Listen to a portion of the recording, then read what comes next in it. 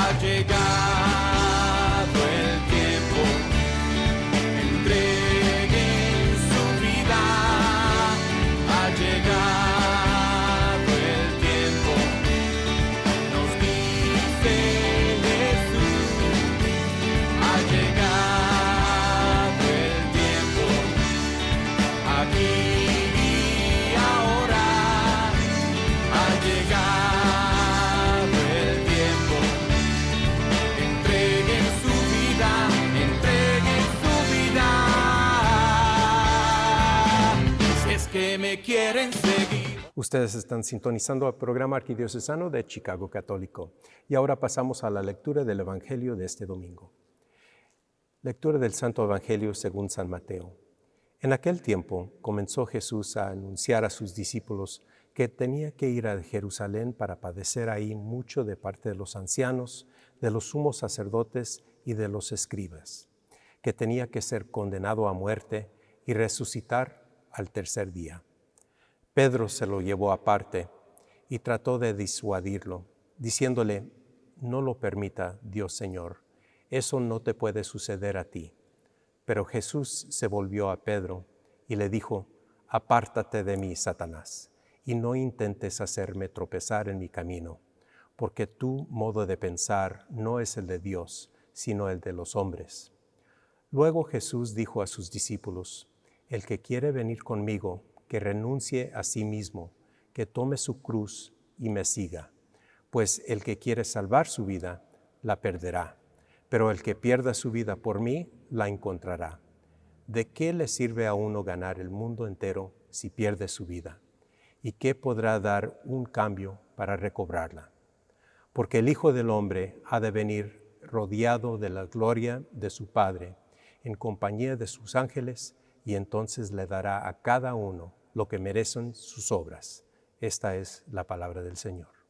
Hermanas y hermanos, en este domingo del tiempo ordinario tenemos una palabra operativa: piedra de tropiezo. Una piedra de tropiezo es un evento, una persona, un conjunto de circunstancias que no permite que se dé un bien mayor. Impide que suceda todo lo que es bueno, todo lo que es verdaderamente hermoso, lo justo y todo lo que es necesario. La idea de un Mesías sufriente era para Pedro en sí misma una fuente de scandalum. Esto era un escándalo. Interesante, porque siento que no se habla mucho del concepto del escandalum como un pecado, pero lo es.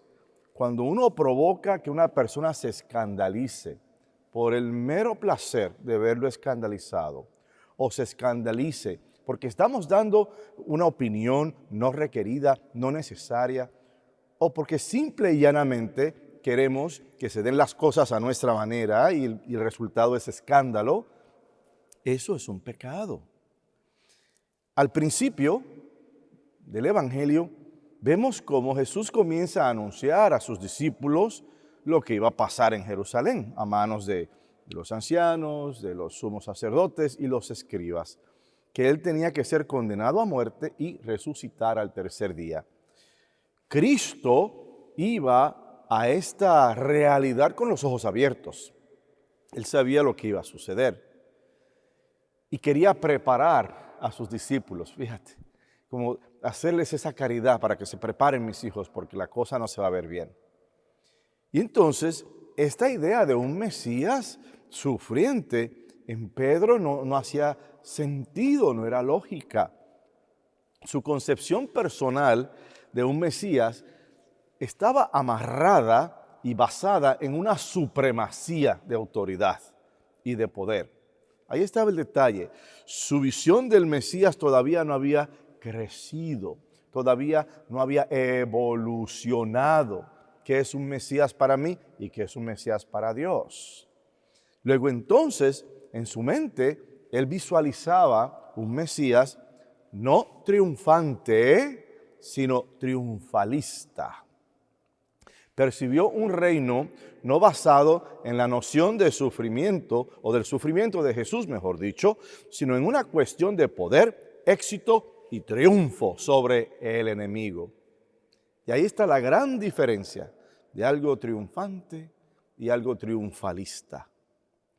Pero la piedra fundamental de la iglesia, Pedro, se convierte en este pasaje en una pieza de tropiezo para Jesús. Se convierte en un estorbo para él poder continuar con esta obra maravillosa. Inclusive Pedro lo llevó aparte, dice la Escritura, y le dice, ay, no lo permita Dios, Señor, esto no te puede pasar a ti. El mismo Pedro. ¿Y por qué lo hace Pedro? Ser humano. ¿Quién quiere ver a una persona que tú quieres, aprecias y admiras sufriendo? ¿Quién? Nadie. Entonces, con esa simpleza es que se acerca Pedro y con una buena intención en mente trata de convencer a Jesús de que el dolor y el sufrimiento no son necesarios para completar el plan de Dios. Y no se da cuenta de que son necesarios para completar el plan de Dios. Veremos más adelante. Nunca te sucederá tal cosa, dice Pedro, y él se convierte en una tentación. ¿Por qué se convierte en piedra de tropiezo? Porque a la vez es una tentación para Jesús. Jesús, todo hombre excepto en el pecado y todo Dios, era libre. Dios es libre para actuar. El Espíritu Santo es libre para actuar. Y al presentarse esta idea, usemos un poco nuestra imaginación católica. Ok, no vayas a Jerusalén, conviértete en un héroe, conviértete en un revolucionario, conviértete en un emperador, cásate, ten familia. Le hubiera cambiado el destino de Cristo, pero también el destino de la historia de nuestra salvación. Una gran tentación. Entonces, él reprende, Jesús, reprende a Pedro y le dice, no, no es así. Apártate de mí, Satanás. No es así. Supongo que la tentación más fácil para nosotros es condenar la solicitud de Pedro y así rápidamente decir, pero está mal, pero está mal. Atención, atención. ¿Cuántos de nosotros hemos sido obstáculos para otros? ¿Cuántos de nosotros hemos sido piedra de tropiezo para que otras personas puedan crecer, evolucionar, mejorar, ser lo mejor que puedan? Y hemos estado allí también. ¿Cuántos de nosotros hemos tratado a nuestro prójimo con poca caridad porque no tienen hogar, porque son indigentes o porque son de otro color? ¿Cuántos de nosotros en nuestros trabajos nos aferramos a las reglas y regulaciones de la tarea y el papeleo de nuestra función, ignorando quizás que hay un ser humano al otro lado del escritorio que necesita esperanza, que necesita una oportunidad, que necesita la mano de un cristiano?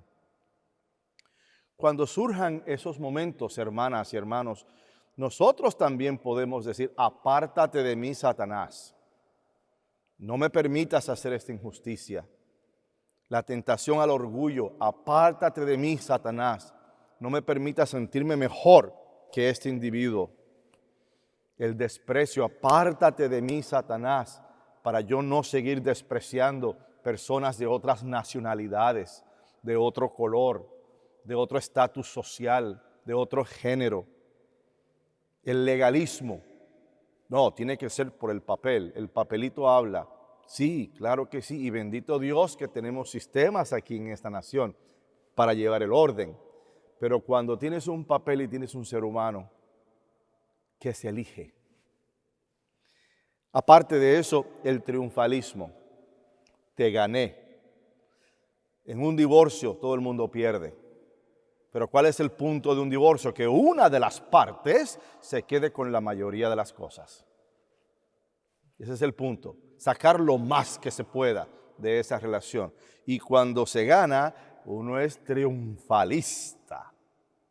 te gané.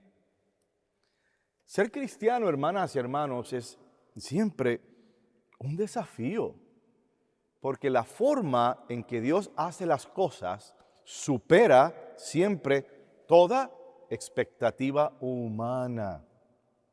Cuando los humanos estábamos pensando que venía un Mesías con ejércitos y con poder, se aparece Dios, se da la media vuelta y envía a Jesús montado en un burrito. ¿Ves? Nos sorprende Dios constantemente. El discipulado implica negarnos a nosotros mismos por un bien mayor. Atención, no es tener pobre autoestima, ya eso es otra situación. No es el permitir que nos abusen, ya es otra situación, otro sistema, no. Es el decir, me niego por un bien mayor. En una ocasión hubo un señor que nunca desayunaba. Iba de camino a su trabajo y ese día pues le dio hambre, pero de esas hambrunas que él no se podía aguantar. Y pasa por una tienda y compra su hamburguesa y unas papitas y un café. No, el hombre decía, yo me voy a dar este gustazo cuando llegue a mi trabajo. Y debajo de unos puentes del expreso aquí en Chicago, se detiene, luz roja, y aparece un chamaco, un indigente, con un letrero así, diciendo, tengo hambre. Y el hombre ve el letrero, como había visto varios otros, u otras personas, y se le abren los ojos, y ve a este joven, y él dice, pero si ese chamaco puede ser hijo mío, ¿qué haría yo si fuese hijo mío? Y se dio cuenta y dijo, ok, Dios, ya sé lo que tú quieres que yo haga. Agarró la bolsita con el desayuno y se la dio al chamaco. Y ese fue el trabajo. Esos son los puntos donde por un momento Satanás le estaba diciendo, date tu desayuno, total, te lo mereces, trabajas mucho, eres un hombre bueno. ¿Qué hará otra persona? Quizás se encargue de este individuo. Pero él, indirectamente, apártate de mí, Satanás. Déjame negarme a mí para un bien mayor, un bien superior. Y desde la perspectiva del cristiano, el bien superior es el reino de Dios. Reino que tiene que comenzar aquí en la tierra y completarse en la gloria de nuestro Padre Dios. Y ese bien superior es para todos aquellos que creyeron y actuaron de acuerdo con esa creencia. Solo perdiéndonos por el reino de Dios podemos encontrar nuestra verdadera identidad. Una aparente contradicción, ¿verdad? Solamente perdiéndome me encuentro a mí mismo, en mi Dios. El Espíritu del Señor encontró su primera casa mortal, su primer tabernáculo en el vientre de María. Jesús es el Cristo. Jesús es divino porque es el Hijo de Dios. Y desde ese tabernáculo Él cumplió todas las profecías dadas en el Antiguo Testamento del que tenía que venir, del Mesías, del Salvador. Hijo de una virgen, de la casa de David, nacido en Belén. Y Jesús es nuestro Señor porque como hombre nunca se contradijo a sí mismo. Como ser humano hizo todo lo que tenía que hacer por el reino de Dios. Tentaciones hubo varias. En una ocasión un grupo estaba tan sorprendido por su prédica, sus proezas, su liderazgo, que lo querían coronar rey. Y dice la Escritura, pues imagínate que te quieran coronar rey, qué maravilla, ¿verdad? Pero la Escritura nos dice que él se fue, se escondió por otro camino y se fue. No quería ser coronado rey. ¿Por qué? Porque al ser coronado rey hubieras tenido una autoridad limitada por el tiempo y el espacio. Y la salvación no está limitada por el tiempo y el espacio. Él quería que esa salvación fuera para todos, no como rey mortal o terrenal, sino como Cristo Rey, el que muere en una cruz. Lo interesante es que el crucifijo tiene que ser visto con los ojos de la fe, atención. Si tú ves un crucifijo y tú ves, ¿qué ves? Un pobre hombre colgando de un madero, quizás un pobre hombre mal interpretado, quizás un pobre hombre que estaba un poco loco. Hay varias presuposiciones si lo miras sin fe. Y hasta pena te da, ¿no? Este pobrecito. Pero si miras tú ese crucifijo con los ojos de la fe, ¿qué ves? Ves a un rey, ves a un hombre coronado. La corona de espinas es su corona de oro. Ves a un hombre sentado colgando de un madero. Ese madero es su trono. Ves a un hombre dando edictos, las últimas 7 palabras, edictos a toda la congregación que era muy pequeña enfrente de él. A pesar de la cruz, él siguió y seguirá siendo el rey. Entonces lo vemos como él es divino y él es hombre, excepto en el pecado, y dentro de su humanidad nos enseñó. Habrán tentaciones, pero no podemos titubear. Él tuvo muchas vacilaciones, ninguna en absoluto. Y esa fuerza de confrontar esas tentaciones o de superar las tentaciones te viene del Altísimo, te viene de tu relación intencional con tu Dios y Salvador. De este modo, Jesús nos ha dado un modelo para hacer por el reino de Dios lo necesario. Un modelo para aquellos comprometidos con el plan de salvación y de redención para la humanidad. Pero al igual que en la primera lectura, si alguna vez decidimos no hablar de Dios, no seguir sus decretos, no ser quienes verdaderamente somos en las aguas del bautismo, una vez que hemos conocido al Señor, nos estamos siguiendo, seguiremos ese llamado. Una vez tú conoces al Señor, a Dios, no tienes de otra. Tienes que seguirlo porque ves todo el amor, toda la pasión, toda la misericordia están puestas en esta persona, en este individuo, en este Cristo nuestro. Y no lo puedes evitar.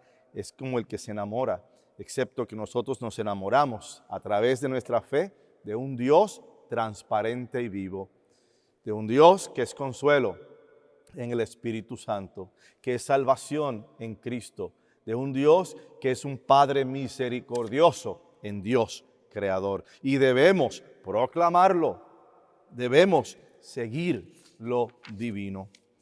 Seguir lo divino significa seguirlo hasta el final y hasta la última de las consecuencias. Por ejemplo, los mártires dieron sus vidas por seguir a Cristo, por no negarlo, por no traicionarlo. Significa seguirlo sin importar qué. El desafío es permanecer fieles. Ahí está el desafío, el reto, ¿no?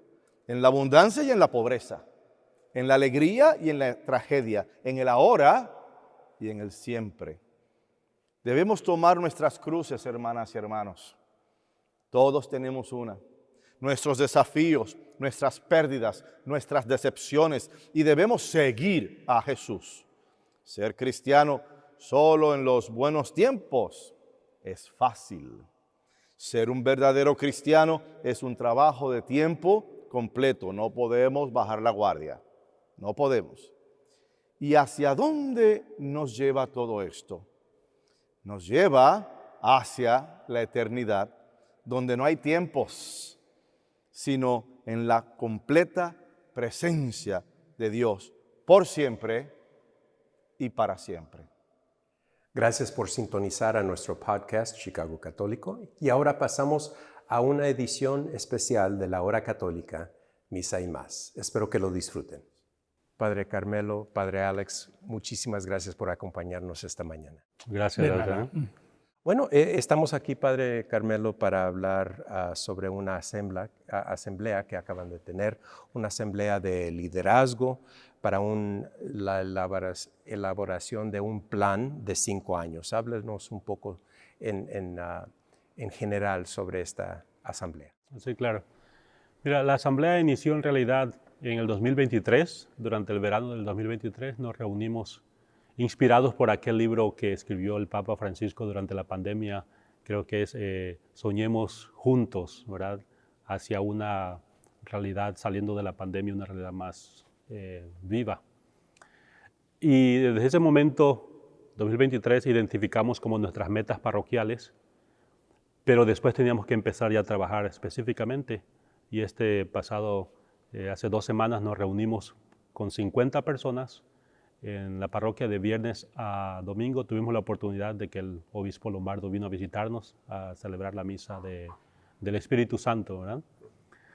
Donde queríamos, con el espíritu de sinodalidad, queríamos escuchar ideas con los laicos de ellos, cómo quieren seguir construyendo esa iglesia que soñamos hacer la realidad ahora que estamos juntos como parroquia. Padre Alex, ¿por qué era importante comenzar este proceso con la Santa Misa y poniendo Cristo en el centro? Exactamente por esta razón, porque Cristo es el centro de todo, de nuestra vida cristiana, en la parroquia, en todo el mundo es Cristo que es el centro de todo. Por eso necesitamos empezar con la Santa Misa para que recibamos a Cristo adentro de nosotros, que nos inspira. Padre Carmelo, y la importancia de tener un obispo en la presencia para iniciar esta iniciativa. Primero porque él es nuestro vicario episcopal, ¿verdad? Y él ha sido parte del proceso. El obispo Lombardo nos ha acompañado muchísimo, nos ha apoyado y ha animado en este proceso que hacemos. Y le llamábamos como la misa del Espíritu Santo. En los seminarios, siempre que empezamos un año escolar, tradicionalmente se empieza con la misa del Espíritu, ¿verdad? Era el momento importante pedirle al Espíritu, más específicamente pedirle al obispo, ¿verdad?, que nos dé la bendición para que podamos confiar, ¿verdad?, en el proceso. Que no seamos los que nosotros estamos hablando, sino que el Espíritu, como dice Pablo, ¿verdad?, sea el que habla y nos inspira a toda la comunidad. Padre Alex, ¿qué aprendieron al conocer más a fondo la misión y la carisma de cada ministerio? Hay tantas cosas que pasan en la parroquia. Hay ministerios, tantos ministerios. Pero lo que pasa es que todo grupo está en su, ¿cómo se llama? En su grupo sin saber lo que está pasando en otro lado. Fue una oportunidad para anunciar lo que cada grupo está haciendo. Todos los grupos escuchan lo que es pasando en este grupo, este grupo. Es muy importante, algo muy importante estar juntos para escuchar y saber lo que está pasando también para que seamos uno como Cristo nos enseñó. Y hablando de eso, Padre, hubo alguna sorpresa que ellos mismos no reconocían. Sí, claro, y siguen comentando, ¿verdad? Como somos 4 templos en el barrio de las Empacadoras, aunque estamos hablando de unidad y que tenemos ya como 5 años siendo una sola parroquia, a veces todavía no cruzamos los boundaries, no cruzamos las líneas que tenemos entre parroquias, ¿no?, las que antes eran. Y ellos estaban diciendo, oh, yo no sabía que ustedes hacían esto, ¿verdad? Y los demás se conocieron y yo no sabía que ustedes tenían este ministerio cuando yo lo quería tener en mi parroquia. Y a 2 o 3 cuadras lo tenemos, pero todavía no hemos roto esas barreras que se han construido por mucho tiempo, ¿verdad?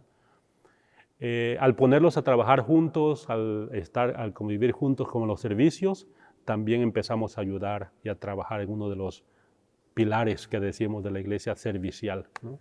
Entonces, lo más grande para mí y para los padres, con el padre Alex, que es nuevo en la comunidad, era darse cuenta que tenemos tantas cosas, como decía San Vicente de Paúl, ¿verdad? Tantas cosas buenas pasando, pero pobremente conectadas, ¿verdad? Y eso era lo que descubrimos nosotros.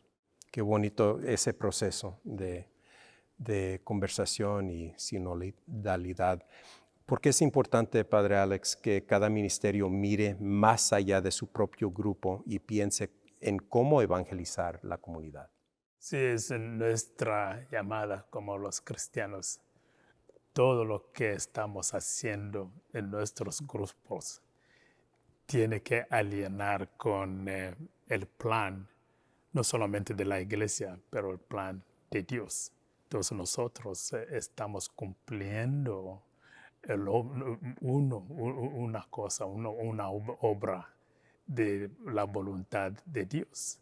Es por eso cada ministerio tiene que ver afuera de ellos mismos para ver lo que está pasando, para que unimos juntos para lograr lo que Dios quiere de nosotros. Y obviamente, Padre, para poder proceder en esta iniciativa, se necesitan agentes, ¿verdad? Personas que puedan, tengan esa responsabilidad, ¿verdad? ¿Qué significa para la parroquia contar con esos nuevos agentes de pastoral? Primero tenemos que reconocer que ellos son la iglesia, ¿no? Amén. Nosotros somos la iglesia, pero todos somos parte del pueblo de Dios. Y a veces, especialmente en nuestra cultura, como que ven al sacerdote como el único de los agentes o los religiosos, ¿verdad? Pero creemos mucho en los laicos y ellos son los que llevan la iglesia viva. En el 2023 teníamos 160 personas que vinieron cada semana, ¿verdad? A soñar con su iglesia, como la querían San Óscar Romero. Y ahora tuvimos como 50 personas, ¿verdad? Haciendo lo que dice el Padre Alex. No solo vamos a enfocarnos en el rezar, sino son 4 aspectos en los que ellos quieren trabajar en preparación, ¿verdad?, para los 500 años de la aparición de la Virgen de Guadalupe. Padre, ¿nos podría recordar qué son los 4 pilares? Sí, cuando hablábamos de la iglesia soñada, después de todo un mes de trabajo con esas 160 personas, decían, queremos tener una iglesia unida, ¿verdad? Porque éramos 4 templos, pero después lo elaboramos unida a la iglesia, a la diócesis, a la iglesia universal. Es una de las cosas que quieren trabajar, en la unidad. Queremos tener una iglesia servidora, ¿verdad? Una iglesia espiritual. Después tenemos una iglesia hospitalaria, abierta a todos. Diferentes tipos de eclesiologías o de ideas, desde el más tradicional que te puedas encontrar al más liberal, si así le queremos llamar, ¿verdad? Dicen, todos tienen que ser parte de nuestra iglesia, ¿verdad? Esos 4 son los pilares que nosotros identificamos como en las áreas pastorales que queremos trabajar. Y todos ellos están cimentados sobre la evangelización, ¿verdad? Entonces, de tal manera que rezando evangelicemos, sirviendo evangelicemos, ¿verdad? Dándoles la bienvenida a otros, evangelicemos. Esos son los 4 pilares, las 4 áreas en las que vamos a enfocarnos para que logremos estar a los 500 años de la aparición de la Virgen. Digamos, así está nuestra iglesia que soñamos, la hemos logrado construir. Padre Alex, le quería preguntar, siendo nuevecito, 3 semanas más o menos aquí en servicio a la comunidad, ¿qué le parece la comunidad, digo, la demográfica? Jóvenes, adultos, niños, ¿qué tipo de feligresía usted ha encontrado aquí? Lo que es muy interesante, Alejandro, es que hay mucha gente que tiene miedo a este lugar. Lo que ellos escuchan siempre es muy peligroso. Las personas están peleando por las calles, matan a las personas. Es totalmente diferente lo que he visto, es totalmente diferente. Yo siempre camino por todas las calles, todas las iglesias, yo camino y hay personas siempre que ellos me han recibido con manos abiertas.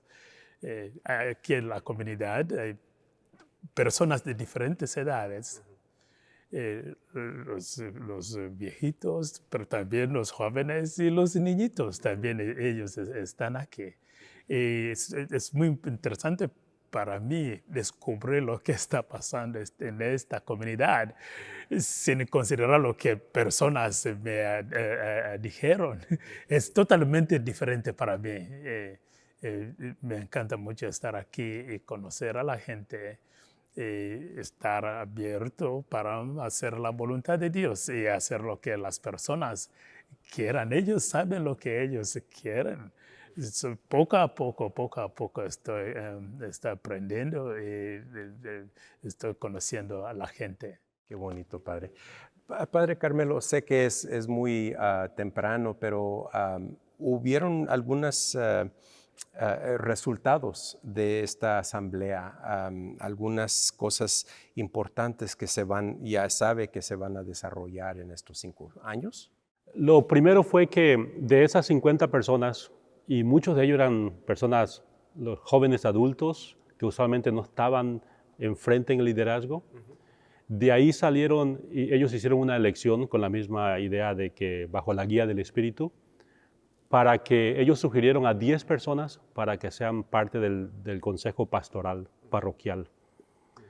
Eso fue el primero de los frutos, o el más tangible, ¿verdad? Esas 10 personas nos vamos a reunir pronto en esta semana que viene para explicarles acerca del plan, y ellos son los que me van a ayudar a ir poniéndoles pues la estructura para nuestro plan pastoral parroquial a estos 5 años, ¿verdad? Los vamos a ir evaluando cada año, pero vamos a ir a tirarle a los 5 años en diciembre del 2031, ¿verdad? Entonces, ese fue de los principales. Y no fui yo que los escogí, porque fue el domingo por la mañana, el padre Alex y yo nos fuimos a las misas, y ellos se quedaron rezando, y después me dijeron, Padre, estos son los que, como dice en el concilio, ¿verdad? En el Nuevo Testamento, el Espíritu Santo y nosotros escogimos a 10 personas, y ellos aceptaron la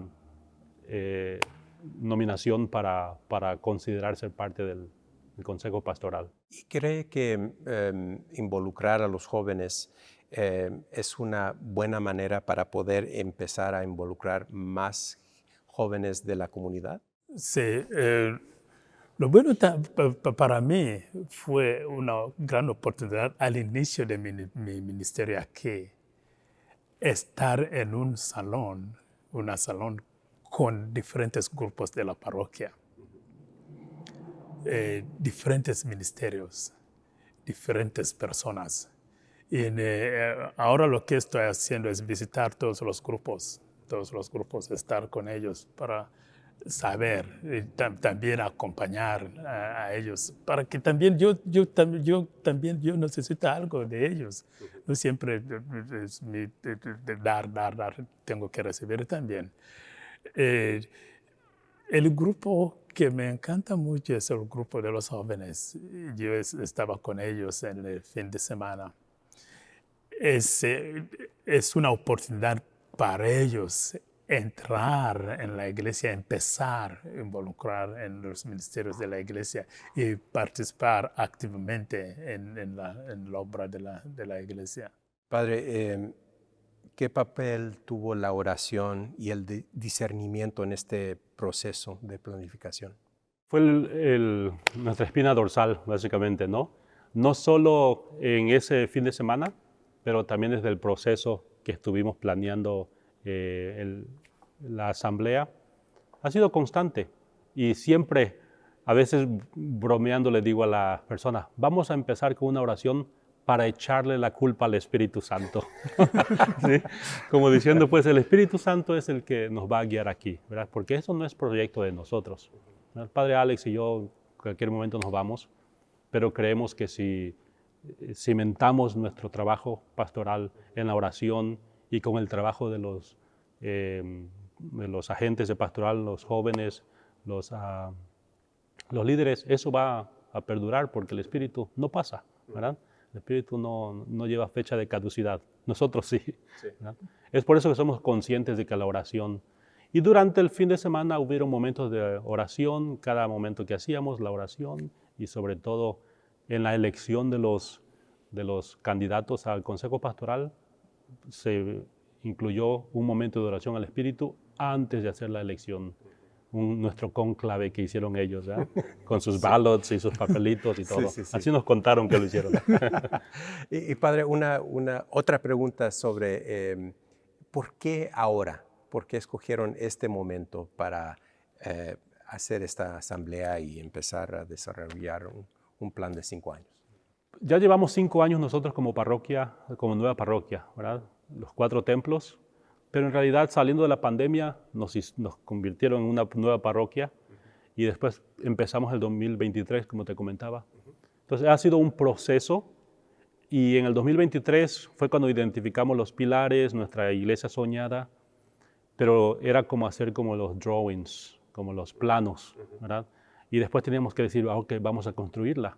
Y nuestra meta es para esos 500 años de la aparición de la Virgen de Guadalupe, que es una imagen para nosotros evangelizadora, ¿verdad? De unidad, casi todos los aspectos que las personas identificaron, podemos encontrar toda esa realidad en Nuestra Señora de Guadalupe. Finalmente, Padre Carmelo, ¿qué mensaje compartiría usted con otras parroquias o feligreses que desean emprender un proceso familiar? Confiar en el Espíritu, ¿verdad? Reconocer, yo creo, los líderes de la parroquia, los sacerdotes, todos los agentes de pastoral, de que este no es nuestro proyecto, es un proyecto de Dios, ¿verdad? Entonces, si confiamos en Dios, siempre nos va a abrir los caminos, ¿verdad? Y tener la humildad, yo creo, de decir a dónde quiere el Espíritu llevarnos, a dónde quiere Dios llevarnos, a dónde sopla el Espíritu, si lo quieres poner así. Que no seamos obstáculos nosotros para donde Dios quiera, ¿verdad? Que no olvidemos el proceso de Renueva mi Iglesia y a los 5 años de que pasó el proceso regresamos a hacer lo mismo que estábamos haciendo por años, que sabemos que no funcionó. Que no olvidemos ese proceso porque si hablamos de renovación es constante. No es que la Iglesia ya está renovada al terminar ese proceso, cuando fue hace 3 años que fueron las últimas o 5 años, la última ola, que dicen, ¿no? Sino que la iglesia tiene que estar constantemente renovándose, ¿no? Y esto es parte de ese proceso que no queremos olvidar nosotros. Padre Carmelo, Padre Alex, ha sido un placer hablar con ustedes hoy día. Que Dios los siga bendiciendo a ustedes y su comunidad. Muchas gracias, Muchas Alex. gracias. Es que me quieren seguir.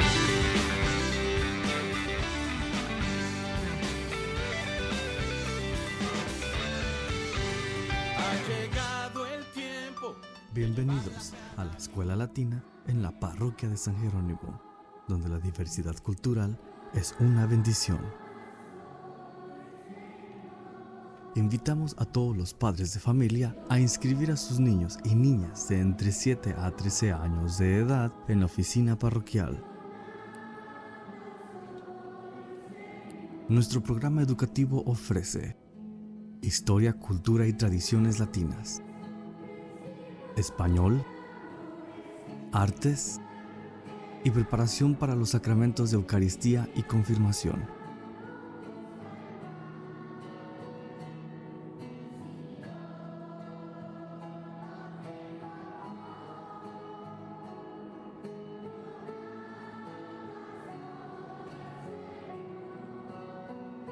Escuela Latina de Historia, Cultura y Religión.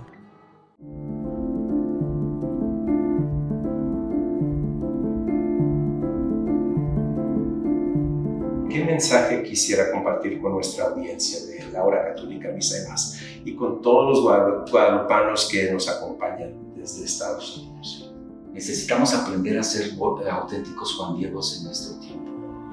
Juan Diegos que sean capaces de dejarse sorprender por un amor que sin nosotros determinarlo simplemente nos llega, nos sale, nos invita. Darnos la oportunidad de escuchar esa voz y de poder seguir lo que efectivamente el amor nos invita a vivir. Cada domingo a las 9 de la mañana los invitamos a sintonizar la Hora Católica Misa y Más por Univisión Chicago y por nuestro canal de YouTube Chicago Católico. No se lo pierda. Y depende de ustedes hacerlo verdad.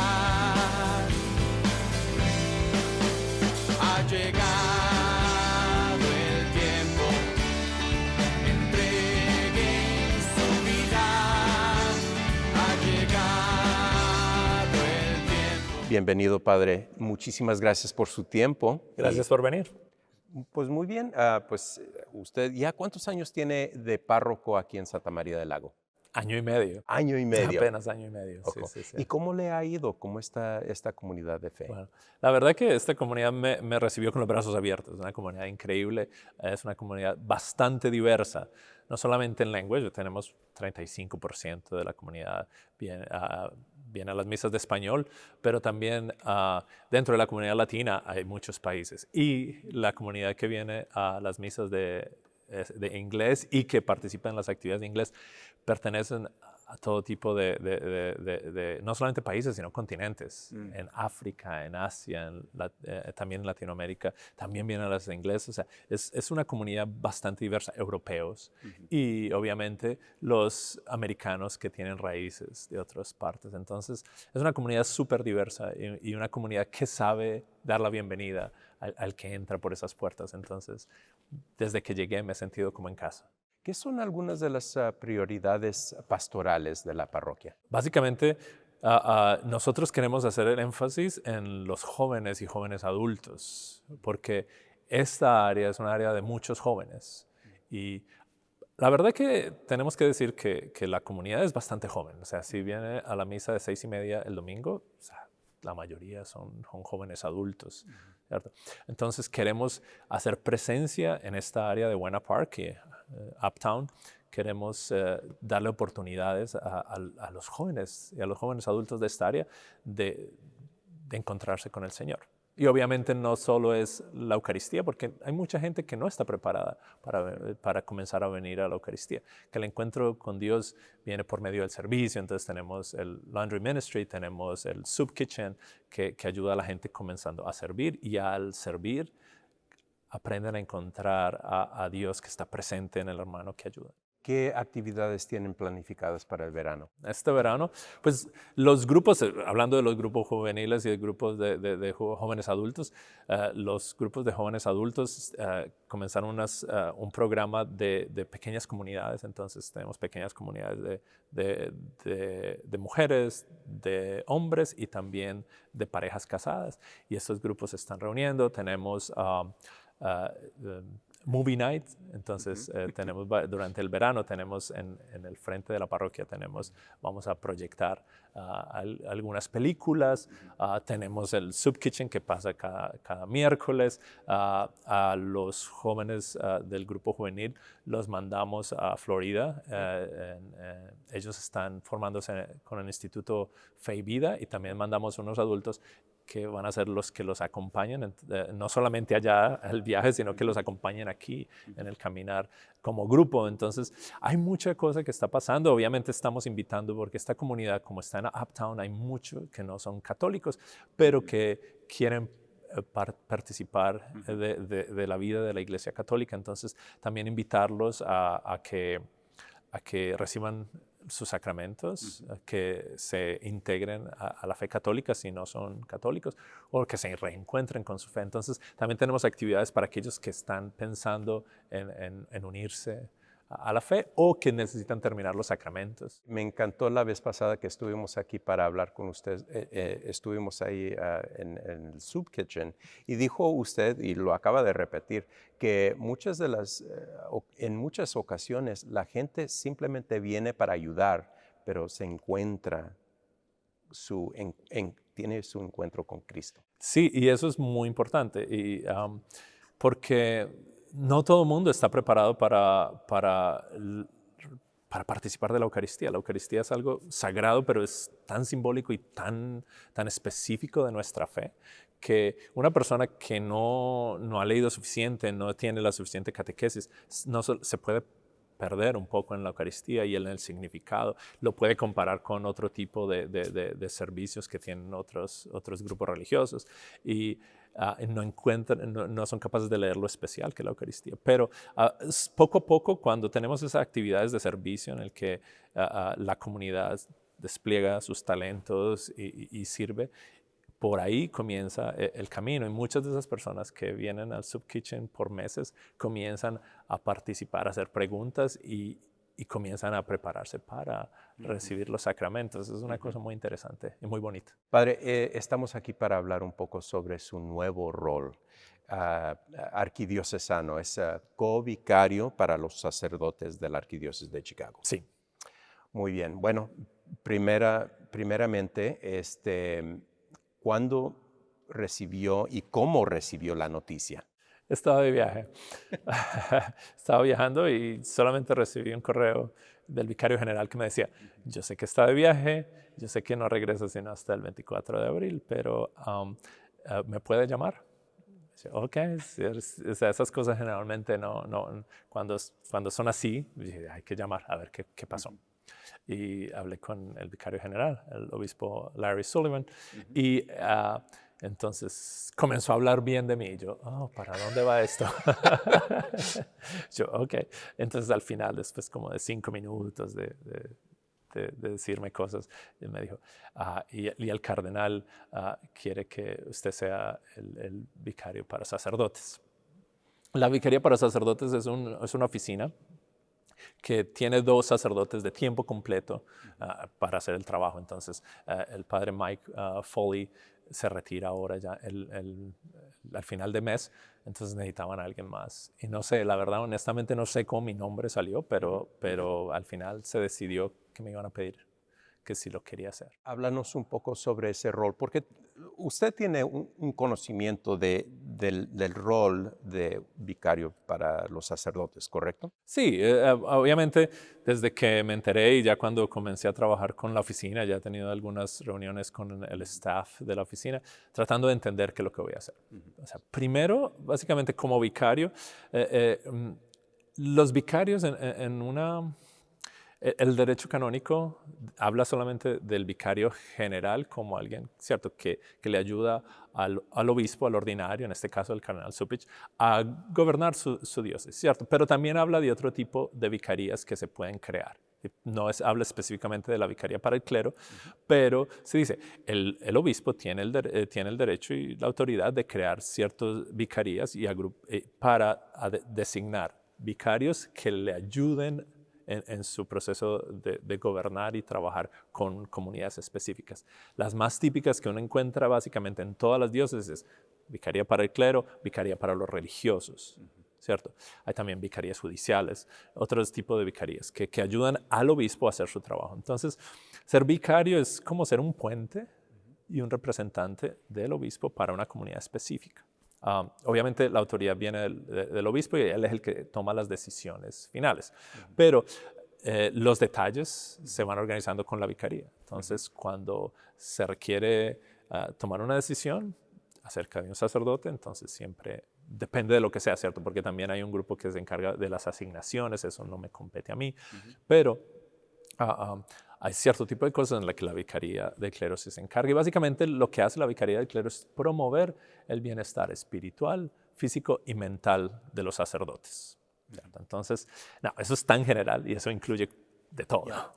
Pero háblenos un poco sobre algunos de esos detalles, porque digo, la realidad es que la gente viene a misa, participa, saluda al padrecito y se van, pero no realizan la responsabilidad que el clero tiene para su comunidad, sus ovejas. Y eso requiere, yo pienso, asistencia de algunas conversaciones, algo así. Pero háblenos un poco sobre algunos de los elementos. Claro que sí. Obviamente, como cualquier trabajo, es un trabajo que es estresante, especialmente en los últimos años que hemos tratado de caminar por este proceso que hemos llamado Renueva mi Iglesia.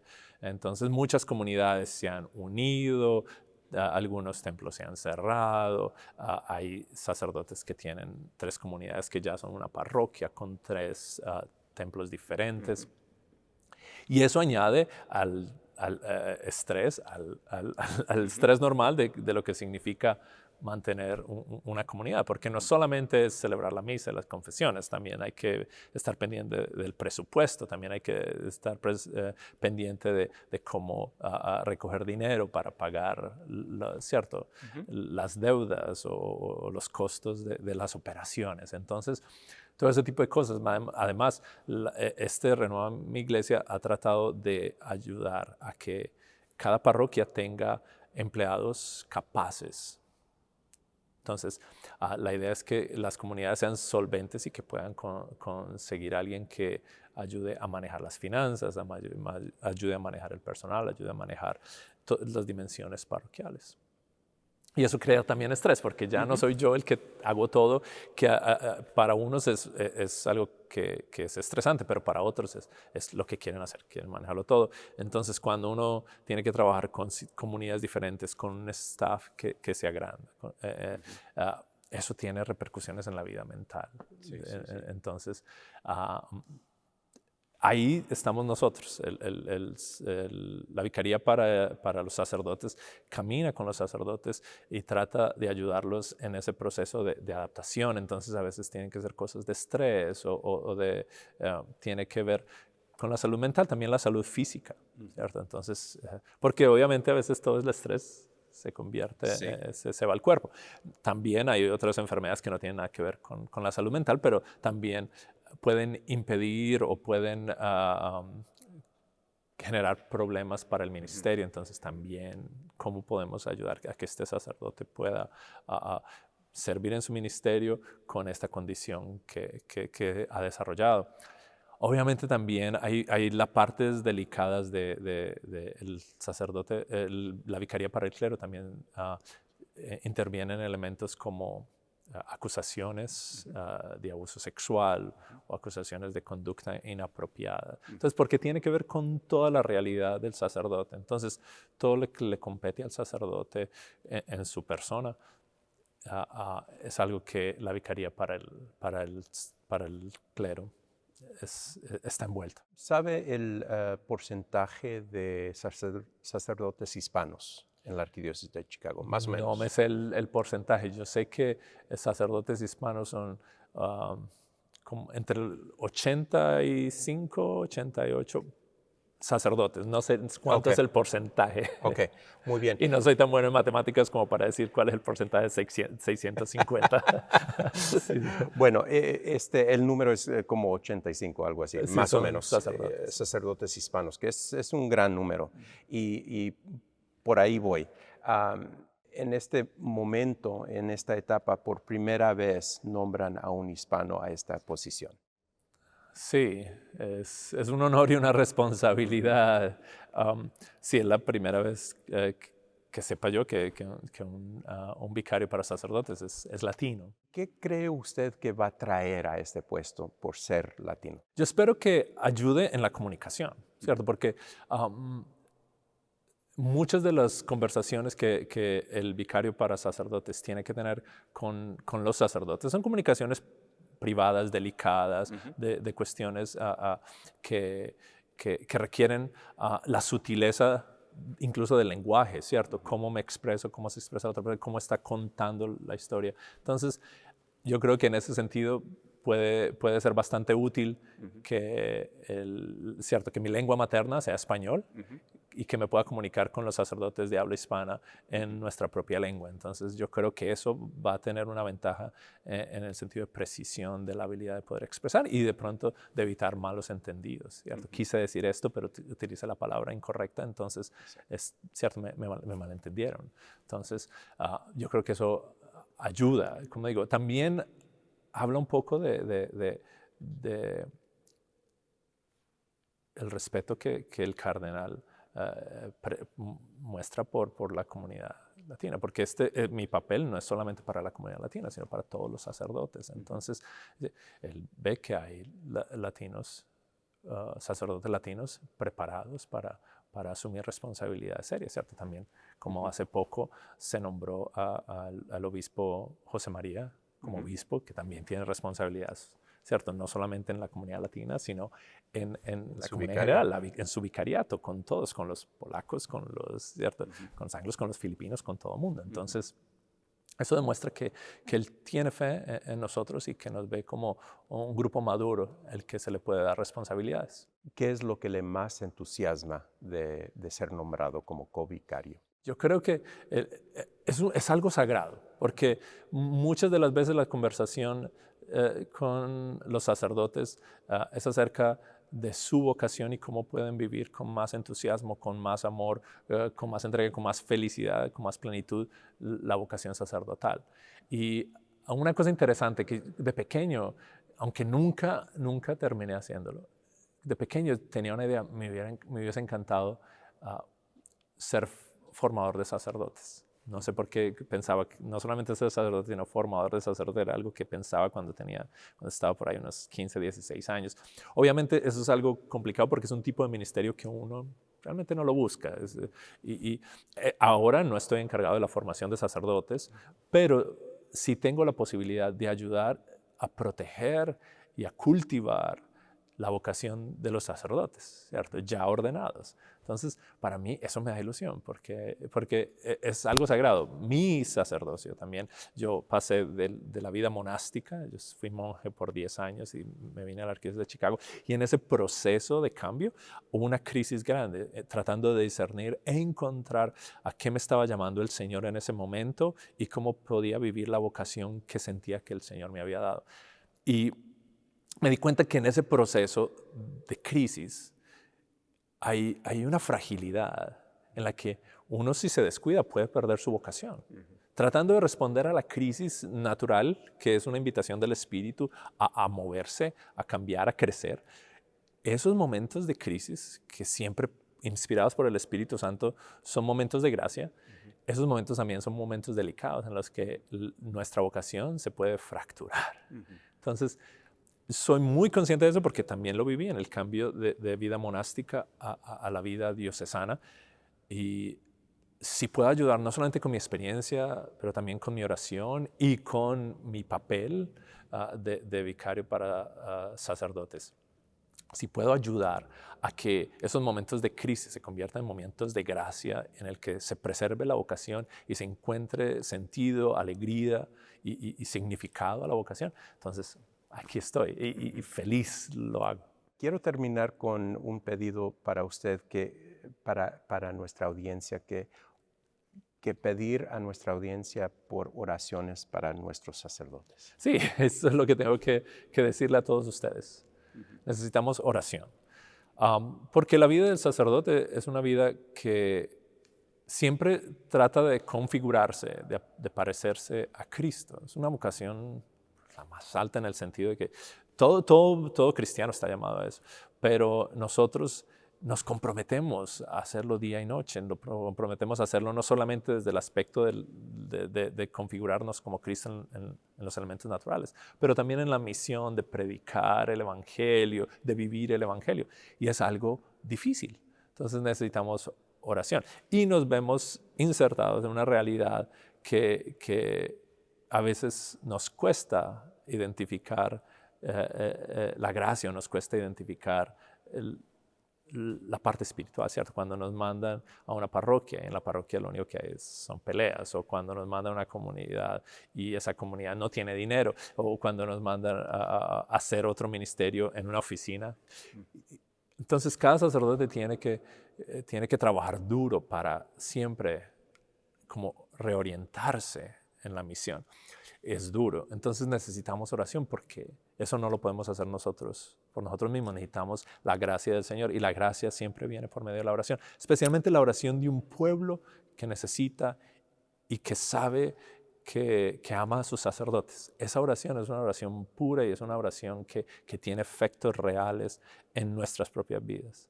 Así que, obviamente, necesitamos oración y se los pido a todos ustedes, por favor, oren por nosotros, por cada uno de nosotros. Padre, muchísimas gracias por su tiempo, gracias por acompañarnos y cuente con mis oraciones. Dios le pague, muchísimas gracias, siempre es un placer. Gracias por sintonizar a nuestro podcast arquidiocesano de Chicago Católico.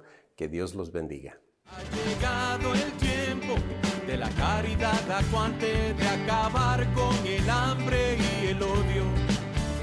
Ha llegado el tiempo para vivir felices en un mundo de paz, justicia y perdón.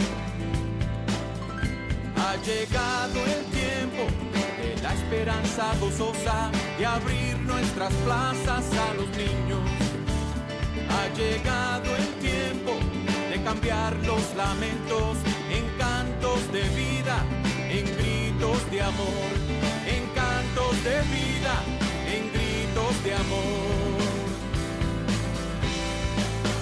Ha llegado